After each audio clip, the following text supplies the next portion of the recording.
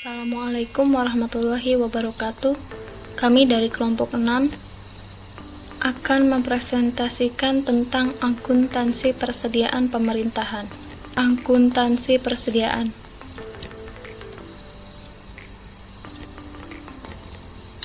Menurut Peraturan Pemerintah Republik Indonesia Nomor 71 Tahun 2010, persediaan adalah aset lancar dalam bentuk barang atau perlengkapan yang dimaksudkan untuk mendukung kegiatan operasional pemerintah, dan barang-barang yang dimaksudkan untuk dijual dan atau diserahkan dalam rangka pelayanan kepada masyarakat.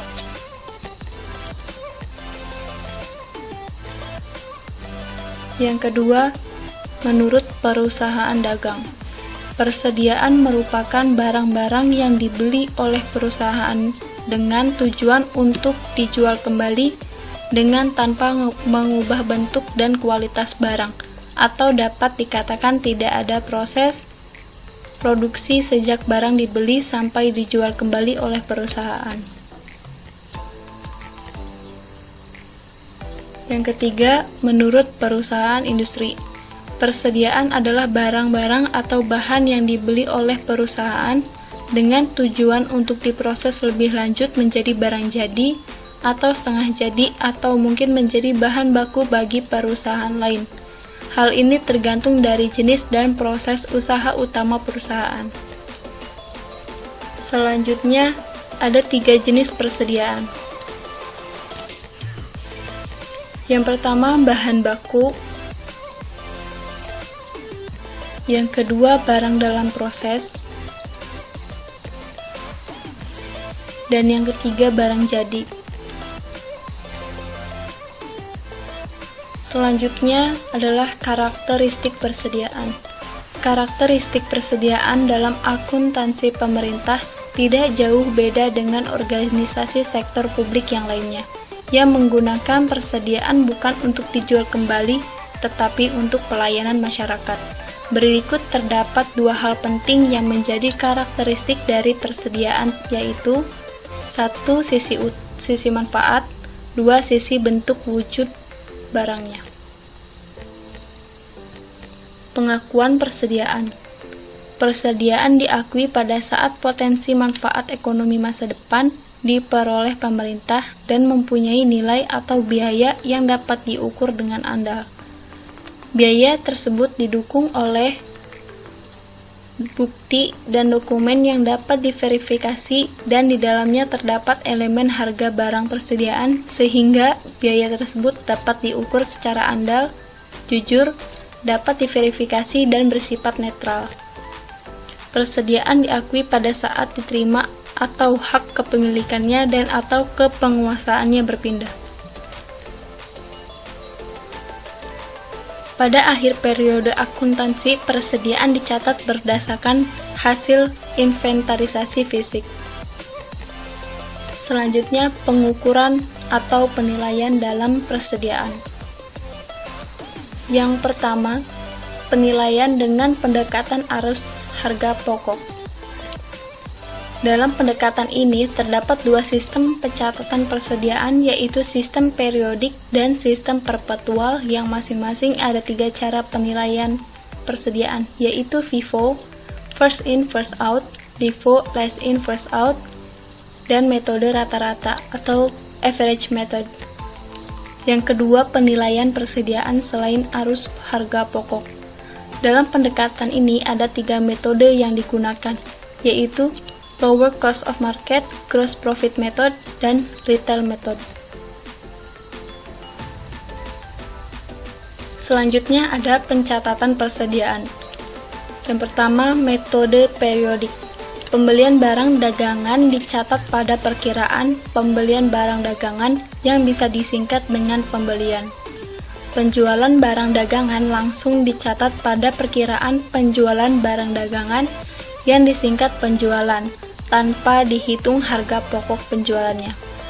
Harga pokok penjualan baru dihitung pada akhir periode dengan menghitung kartu persediaan barang dagangan secara fisik. Yang kedua, metode perpetual. Pembelian barang dagangan dicatat pada perkiraan persediaan barang dagangan penjualan barang dagangan langsung dicatat pada perkiraan penjualan barang dagangan dengan menghitung harga pokok penjualannya. Setiap saat harga pokok penjualan dapat diketahui dari kartu persediaan barang dagangan. Selanjutnya, permasalahan dalam persediaan. Permasalahan umum persediaan menjadi pengecualian adalah bahwa sistem pencatatan dan pelaporan persediaan belum memadai yang disebabkan antara lain. Yang pertama, yaitu penyimpanan dan pengurusan barang tidak melakukan pencatatan yang memadai atas persediaan pada SKPD.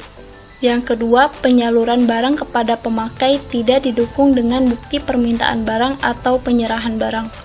Yang ketiga, tidak pernah dilakukan stock option secara rutin sebagai bentuk pengendalian.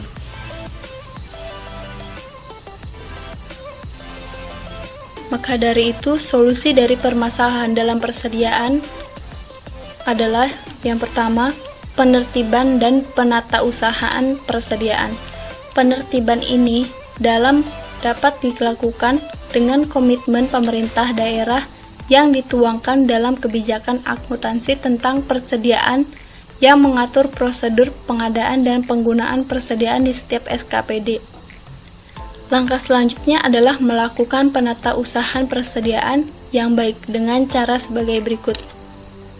Pencatatan pada daftar atau buku persediaan yang disediakan secara teratur tentang pengadaan dan pemakaian persediaan dan menyimpan bukti-bukti pembelian dan pemakaian persediaan. Membuat kartu permintaan pemakaian barang sebagai bukti untuk pengeluaran persediaan. Membuat kartu persediaan per jenis barang atau kartu stok sebagai kontrol. Yang kedua, stock option persediaan. Pemeriksaan fisik atau stock option persediaan adalah langkah selanjutnya yang wajib dilakukan oleh pemerintahan daerah sebagai langkah pengendalian penatausahaan persediaan daerah.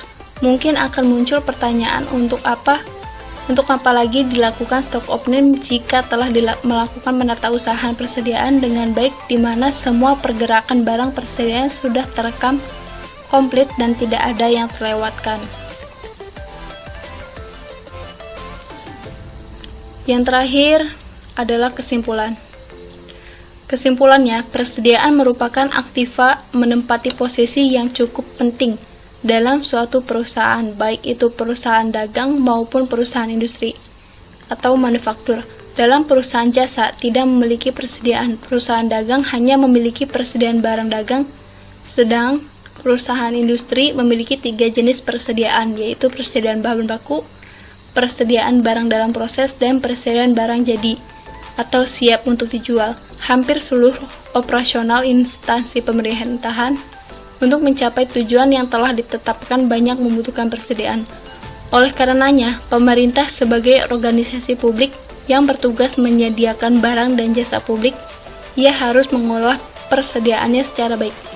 Selain dikelola, pemerintah juga harus mempertanggungjawabkan tentang persediaan ini pada akhir tahun anggaran karena dianggap sebagai bahan habis pakai.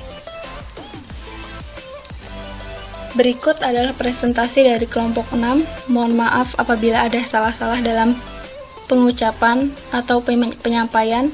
Terima kasih. Wassalamualaikum warahmatullahi wabarakatuh.